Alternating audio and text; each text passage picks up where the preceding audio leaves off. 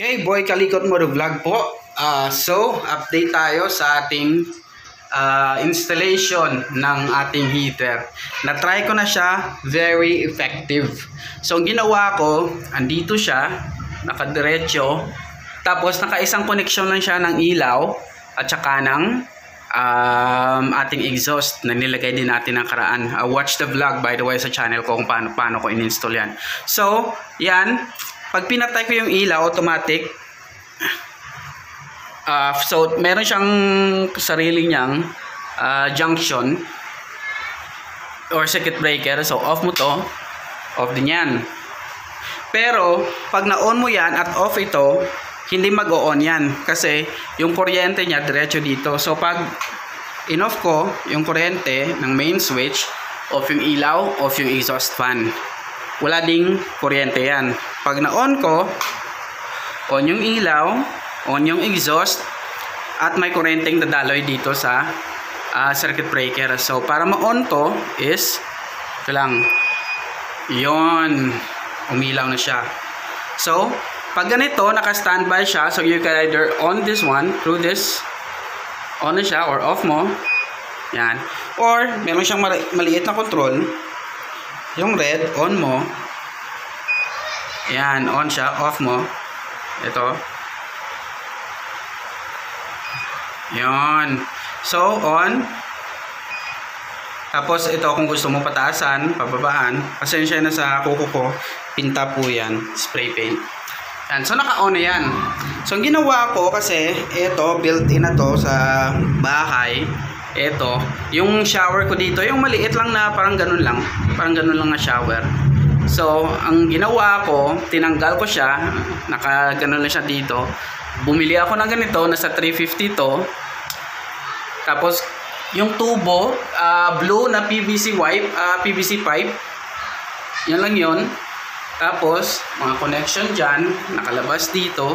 Ito yung binili, ang nilagay ko dyan. So, ang ginawa ay parang rain shower siya, di ba? Astig.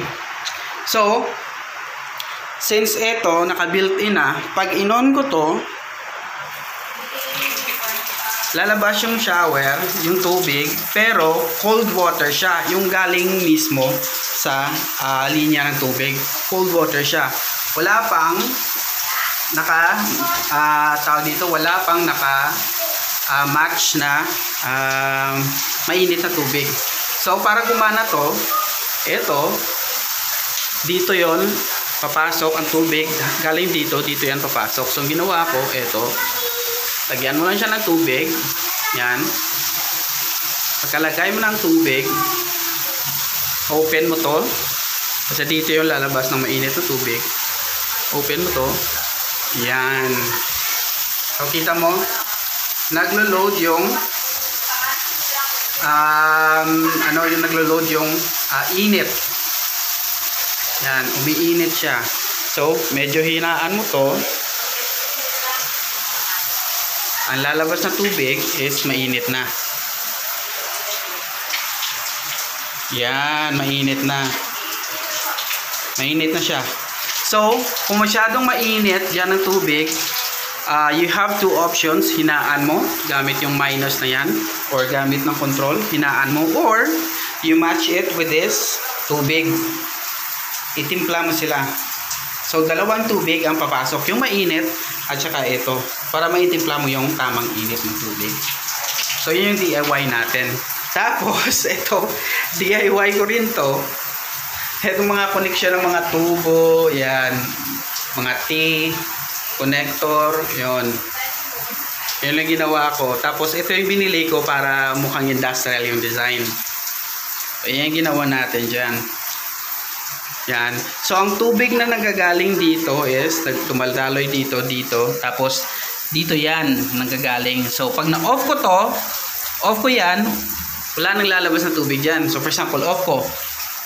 Yun. O, diba? Patay siya. Namatay siya. Kasi, walang lumalabas na tubig dyan. So, pag nilabas yung tubig, yun, lalakas din yung ating shower. Yan, lalakas din yan. Kasi nandiyan ang galing tubig. So, ito of course, sa faucet. Yung dito, so ito yung off. Off pa pala dyan. on papunta dito. So, pag na-on natin, dadaloy yung tubig, punta dito. Walang dumadaloy na tubig dito sa gitna kasi sinarado ko yan. Ngalawang version ko na to kasi yung unang kong version may mga leak na konti. So, di pwede. Kailangan palitan talaga. So, pangalawang version ko na to. Ang lahat na makukuha ko, magagamit ko, kinuha ko lang dun sa old version. So, yung tubig galing dyan, papunta dito, pasok dito. So, you have 1, 2, 3, 4, 5 kung gaano kalaki yung tubig na gusto mo humaloy.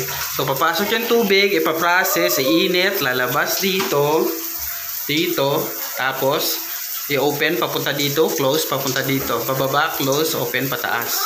So, pag ino-on mo, dadalo yung tubig, pupunta dyan, lalabas dito. Yan. So, kapag naka-off to, purong mainit na tubig yung lalabas sa shower natin. Purong mainit. So, kapag in-on mo ng konti, so magmi-mix yan, yung malamig at saka mainit na tubig. So, yan lang po. Hopefully, may natutunan kayo sa konting DIY natin. So, yung dalawang kuryente, hindi ko na ginamitan ng ground. So, dalawang kuryente, positive, negative. Yan lang. Tapos, diretso na. Okay? So, ito po yung update ng ating shower heater. Okay, so sa mga gusto pa ng mga ganitong DIY, subscribe na kayo sa Boy Kalikot Motovlog for another DIY. Okay? Like this video and subscribe to my channel. Boy Kalikot Motovlog. Bye!